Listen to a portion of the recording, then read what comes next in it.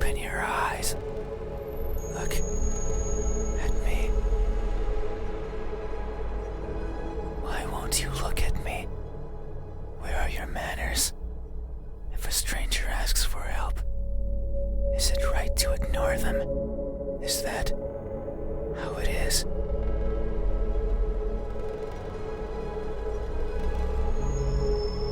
I will share a secret with you. I have never seen myself before. I don't know if my face is ugly. I don't know the color of my skin. I don't know if I'm even here. That is why I need you to open your eyes, so you can tell me how I look. But I'm also shy, so I might hide the moment you do. You won't find me anywhere, and soon you will forget, like a faded dream. I know you're not asleep. You listen with those tiny ears of yours. They look so fragile. Like I could almost grab them. Put my fingers around them and tear them off. If I do, will you scream? Will I hear your voice? It was a joke. I'm joking. Don't be scared. Hey, how do you think my eyes look when our gazes finally meet? What will you find? Answer me.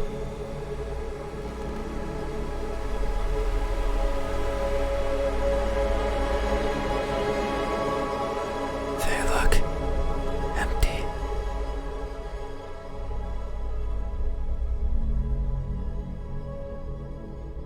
That may be so.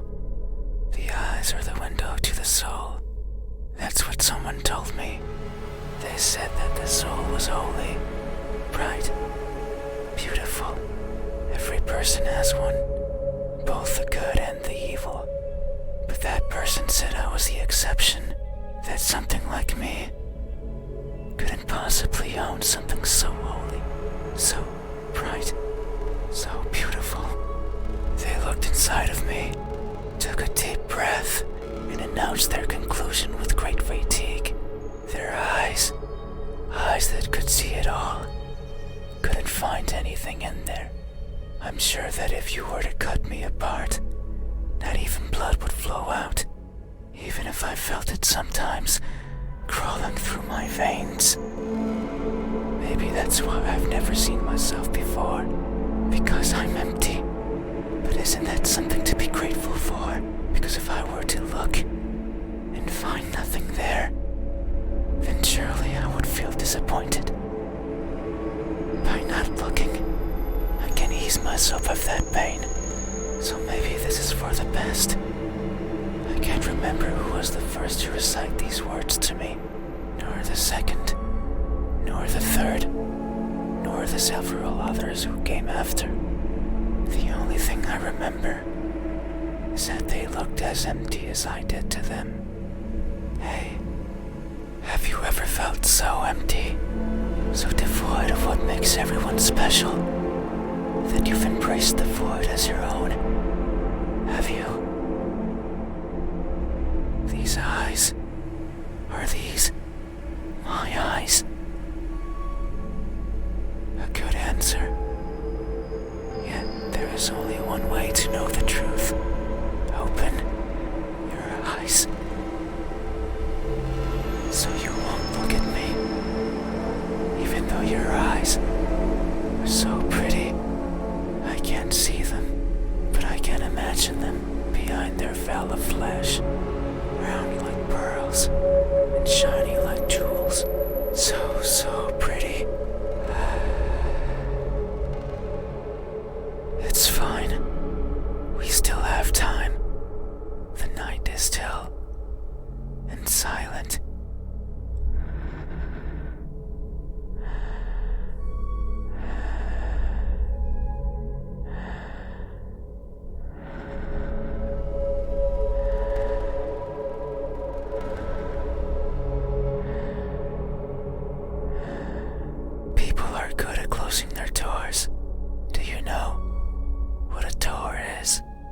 Of course you know. You have one. Right there, at the verge of your little world. A door is a barrier to keep the bad out. The bad can be anything. A bad person, a bad smell, and sometimes me. I can't open doors. I find them tricky. Should I push or pull? Should I turn the knob left or right? Should I try to take it off its hinges? Should I chip away at it, hoping it will fall apart? And what happens when it opens? Do I close it behind me? Do I keep it open? But that might be rude to the person who had it closed. But then, how do I get out? And what happens if the wind pushes it close? What then? So many options. So many things that could go wrong. Whenever I stand in front of a closed door, it paralyzes me. I stare at it for a long time and think of my excuses, because that's all they are. What bothers me the most about closed doors is the idea they exist to keep me out. It fills me with the need to go in. So I search for a crevice or a window, anything that might be open, anything that might let me in. I'm not good with doors, but as long as there's a place where I can fit, then I can go in anywhere. Every night, I hop across the shadows of the streets. I'm careful so as to not be caught by the light. In my eternal search, I pick a place where to rest. I slip in and spend the night wherever is comfortable. Usually it's a cellar, an attic, anywhere with dust. I feel at home there. But sometimes, just sometimes, an urge swells inside of me. The urge to be seen. So I search hard for a door that's open, for an entryway covered in darkness, and for someone to be at the other end, awake, as if expecting me. But you won't look at me, even though you had your door open for visitors. Why is that? Are you afraid? Do I scare you? No, that can't be it. We have been chatting for so long. You haven't chased me out. That means you welcome me. So I'm certain that if I were to reach out my hand, you would reciprocate and grasp it. I'm sure your hands are warm, so very warm, because people are always warm. Hey, how do my hands look when my warmth finally meets yours? How will it feel? Answer me.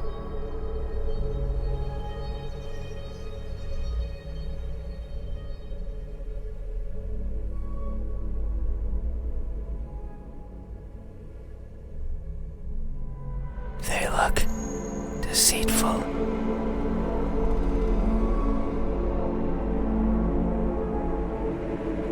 That may be so. These hands of mine tend to squirm into places I could never imagine. Be it tiny holes in the walls, housing arachnids of all sizes, or the pockets of midnight walkers strolling the parks that sometimes serve me as home. These fingers squirm in and drag out what they find. So now I carry all sorts of trinkets with me.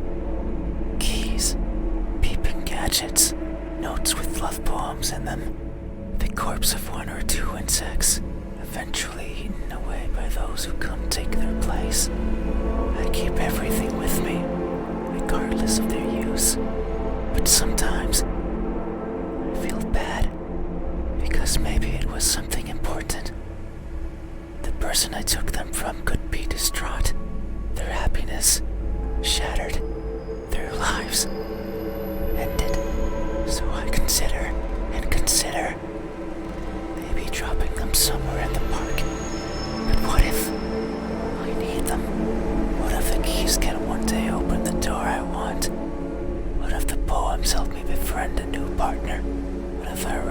serve me as unlikely sustenance. There are too many ifs.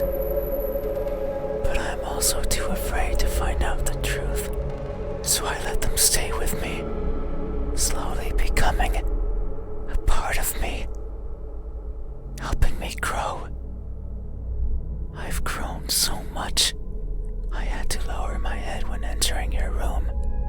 These fingers won't stop, squirming and coiling around everything they feel, and I can only hope they merely take what they need.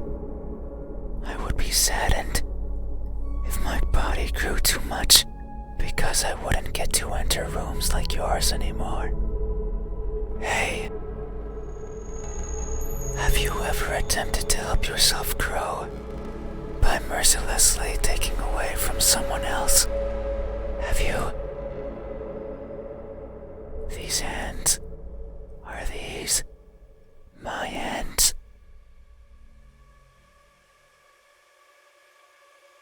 Is that so?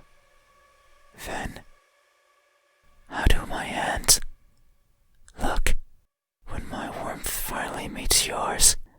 How will it feel? Answer me.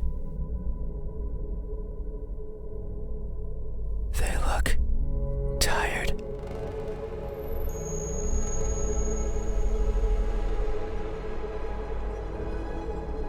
That may be so. These fingers of mine have touched so many things. They are always stretching forwards, reaching out for something. The tip of my finger stands over the surfaces that I travel, and their sensations reach the core of my brain. Be it the softness of the first spring flowers, or the roughness of a wall made out of rubbish. Caressing, grabbing, clawing, no matter the time of day, no matter if I'm awake or asleep, as if they had a mind of their own. Even now, they clutch onto the fabric of your bed sheets. They like how these thousands of threads intertwine with each other. The rustle of fabric against fabric, of skin against skin is irresistible. They want more. They want to feel closer, to have it between them and around them, more and more and more. Sometimes, however, they can't reach as far as they'd like. That's when I lend a hand. I take over and stretch, stretch, stretch, and they grow. Maybe just the length of a fingernail every time. But they grow. Just so they can reach out, clutch what they want, and then throw it aside, discarded, and forgotten. That's why they are tired, because they never stop seeking. And most likely, never will. Hey, have you ever stretched your fingers to grab a hold of something important, only to learn that it's been long out of your grasp? Have you?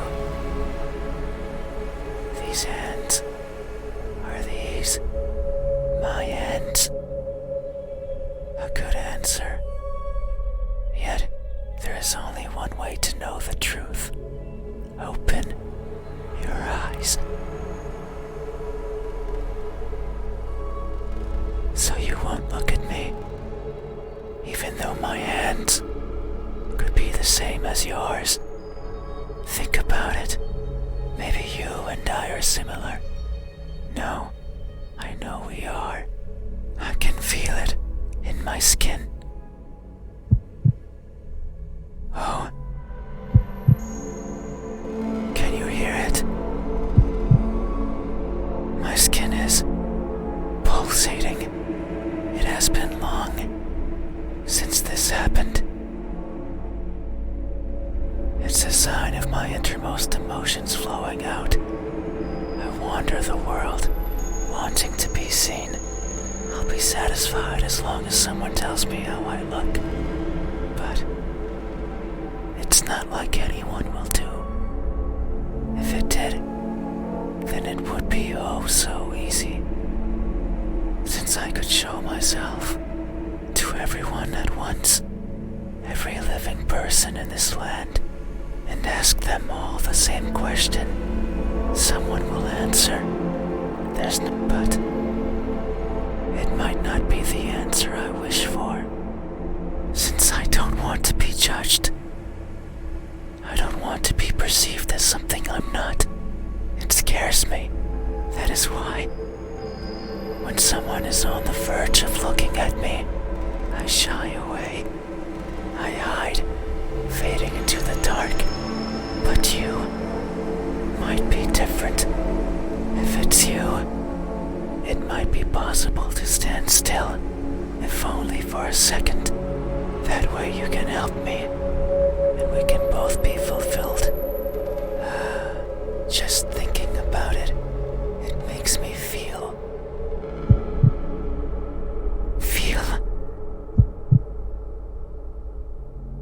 something.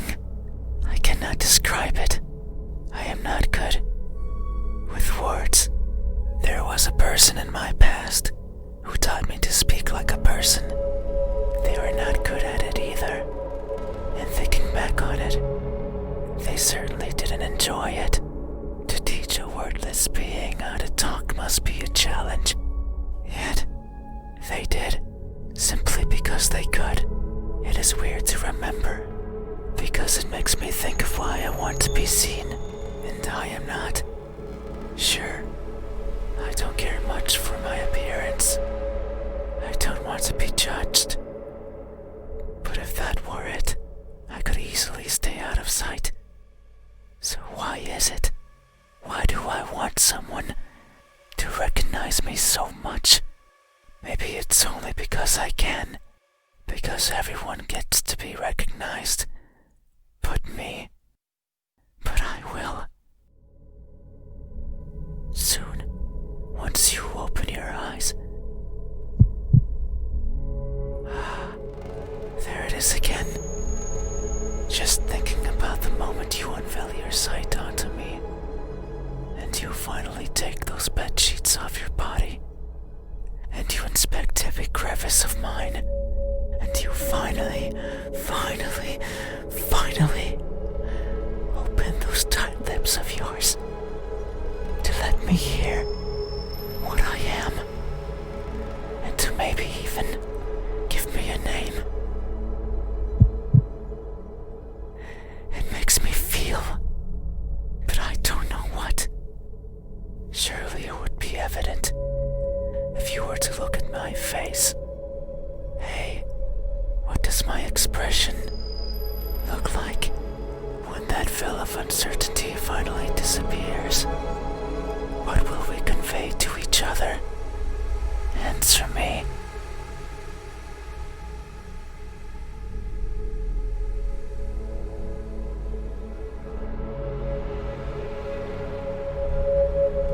An emotionless stare.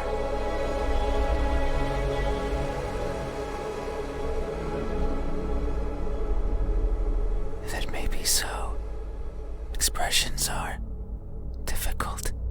They require one's face to contort in many different ways. I am not capable of that. Everything about me is stiff, from the way I walk, to the way I talk, to the way I feel. It is something I noticed long ago.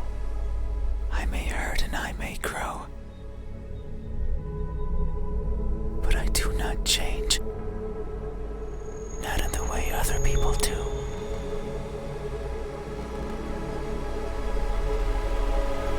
People interact with each other. They form connections. They experience thrills. A person becomes someone different with each passing second, turning old and perishing. However, I don't think I'm capable of any of those things. My journey began long ago. Longer person has ever journeyed, and in my life, I have seen others born and die, born and die. A person's existence is so fleeting, and yet so many things happen to them, so many worthwhile memories. It is something I lack. Were I to write a book, I could not fill a single page. It's not for the lack of memories, but rather because these memories mean nothing to me, save for a minuscule number. They are all the same, blending with each other into a mottled gray, lacking the meaning people often give to. Perhaps if someone else had lived what I had, they would see meaning, they would treasure it. But I cannot, no matter how I try. I can't see any worth in what I do. And by extension, I want for someone to tell me how I look. Yet, I don't see that as important. No one but me would care. So why should I care? But that doesn't mean I have never felt. I feel things. Joy, sorrow, fear. I am always feeling. And right now, I am feeling strongly. It's here, in my pulsating skin. You say my expression is emotionless, that it shows nothing. And if you say so, it must be true. But soon you will see something, because what I'm feeling is not nothing. Hey, have you ever masked yourself with indifference, only to hide the overwhelming emotions hiding beneath? Have you? This expression, is this my expression? Is that so? Then, what does my expression look like when that veil of uncertainty finally disappears? What will we convey to each other? Answer me.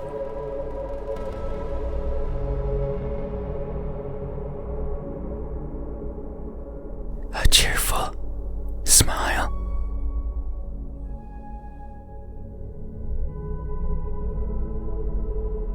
That may be so. It would only make sense for the end of this journey to bring me joy.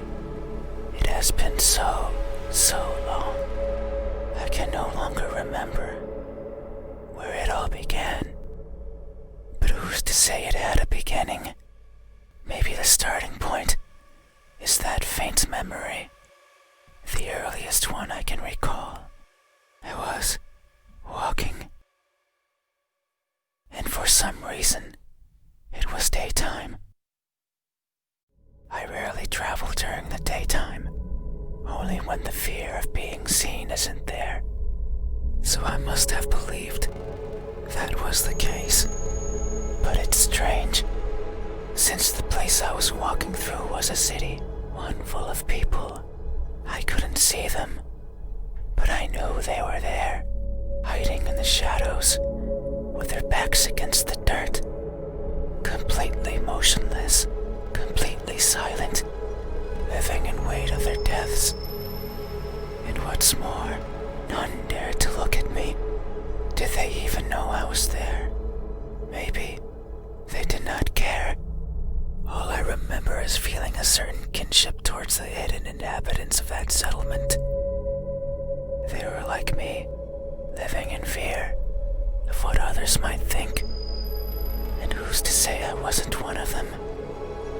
Maybe I spent my days as part of the scenery as well. And one day I decided to go for a walk that hasn't yet found its end. It's my earliest memory, and my most joyful one. No experience afterwards had made me want to smile more than that. So if you say I am smiling, then surely that's how it must be. But tonight, I'm not joyful. So if my expression is truly one of cheer, then I must be lying through my smiling teeth. Hey, have you ever expressed honest happiness in your face, when in reality, you're feeling anything but? Have you? This expression, is this my expression?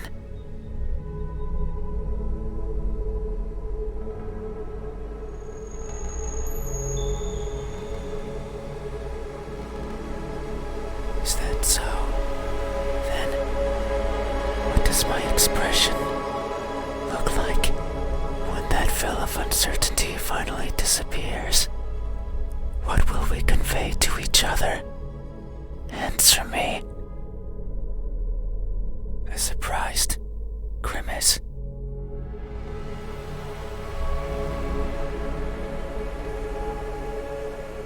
That may be so. Tonight is the first I hear about my eyes, or my hands, and the new and unexpected is always a source of surprise. People always act surprised when I show myself before them, so it makes sense that my appearance would surprise me as well. At times, they stop moving, merely looking at me in awe. At others, they scream and run and exhaust themselves to the point they can't think. Others, they don't feel much at all. They sit and stay and attempt to talk. I don't like when they do that. It's like they are not seeing me, not recognizing me. I much prefer when they freeze. I much prefer when they scream. A reaction is what I want. It's a sign that I am there, and that my existence means something to them. That's why I like you. You did not scream, yet you did not run either. You were surprised and averted your eyes, but instead, you stayed, listening, acknowledging. You were the first to do this for me. You are new and unexpected, yet how odd. Is this really surprise? No, you say it is, so it must be true. But what I'm feeling right now, what I'm experiencing, it's not the same as those who've seen me. As if their surprise is something different from mine. Hey, have you ever acted surprised?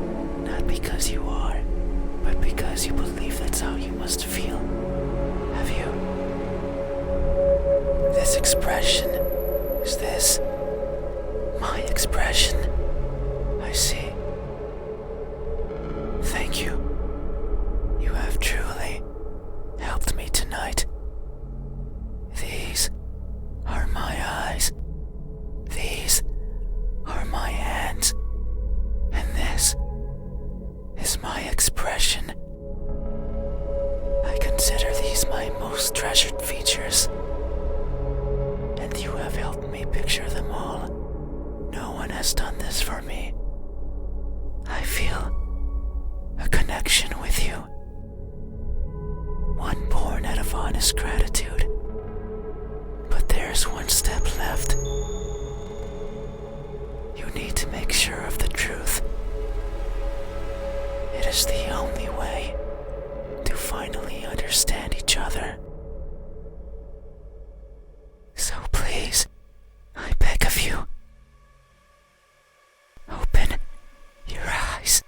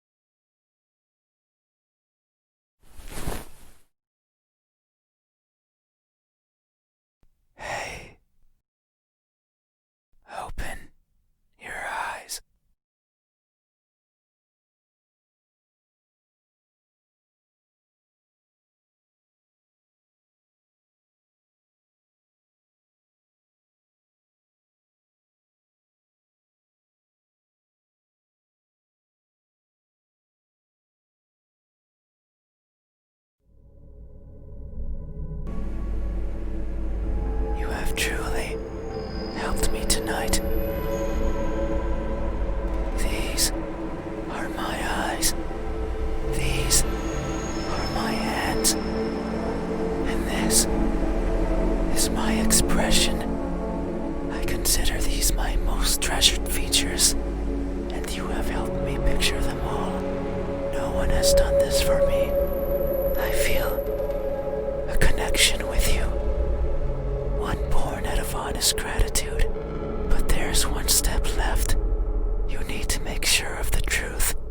It is the only way to finally understand each other. So please, I beg of you, open your eyes. No. I see. I understand. No, it's fine. You have still helped me by answering my questions. No one has done that for me before. So I have no right to ask for anything else.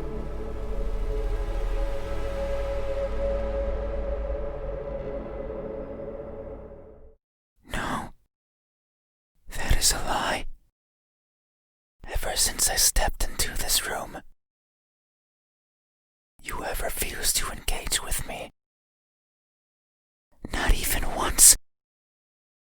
Not even once, not even once, not even once, not even once, not even once. Not even once did you open your eyes. Not even once did you look at my face. You stayed there, acting as if you were asleep, feigning ignorance and not moving an inch, at times making me believe that our conversation was just in my head. You haven't opened your mouth, but you didn't need to. I can hear far, far beyond what most others can, and I can see further than what others would consider the dark, empty bottom. That's why I know that I wasn't wrong. You are like me. We are the same. You too look for what's not there. You too reach out for what might hurt you. And you too are a liar. The type that shows one thing and feels another. But you made a mistake. I know you're lying. Because every answer you've given me so far has been wrong. I am not what you said I am. These eyes, these hands, this expression.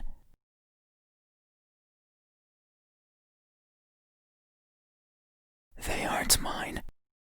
Maybe they are yours. But I do not care. Not anymore. Open your eyes. I didn't want to be judged.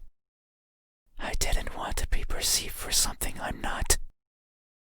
And that's all you did. So now, you will open your eyes and see me for what I truly am.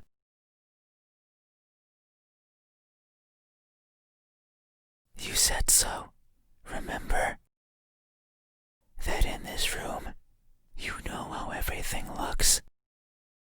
It was those words that brought me here.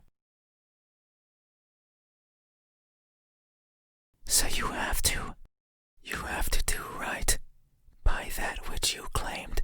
It is time. Open your eyes. Open your eyes.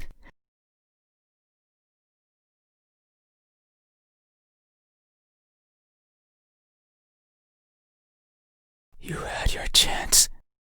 It's not up to you anymore. You won't open your eyes. I will.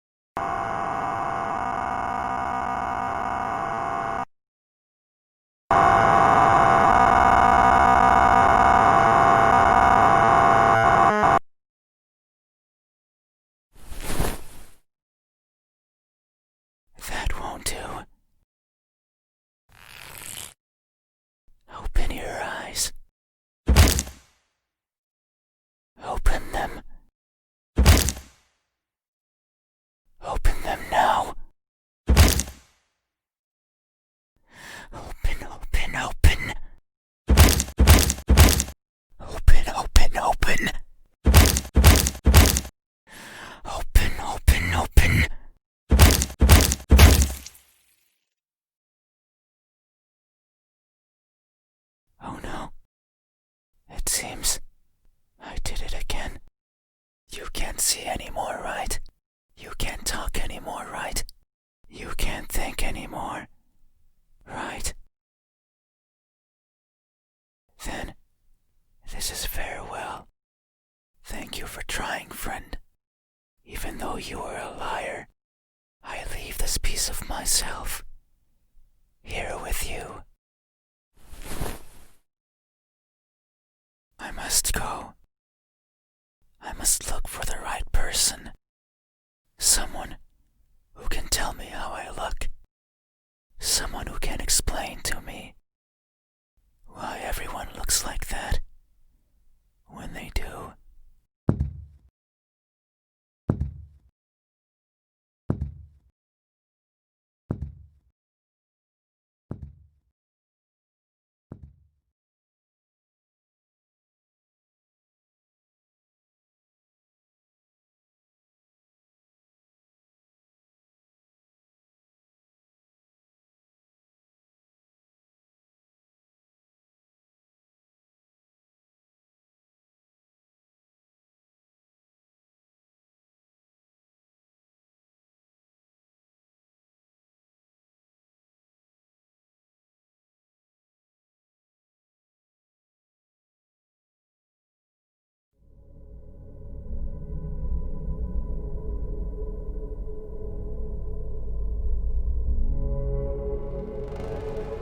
It was those words that brought me here.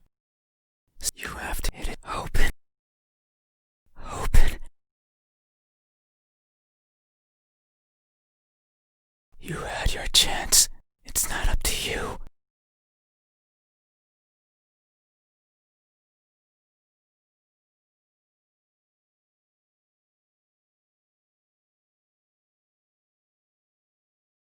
It was those. So you have. It is to open. Open.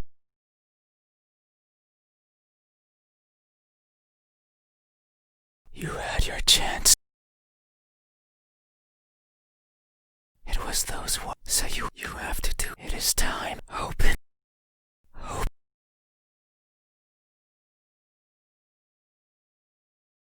You had your chance.